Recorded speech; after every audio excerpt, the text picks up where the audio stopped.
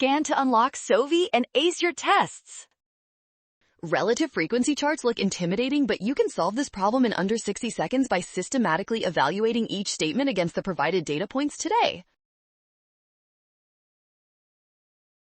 First, map each grade to its relative frequency. 9th is 0.7, 10th is 0.6, 11th is 0.25, and 12th is 0.1. These are our baseline facts.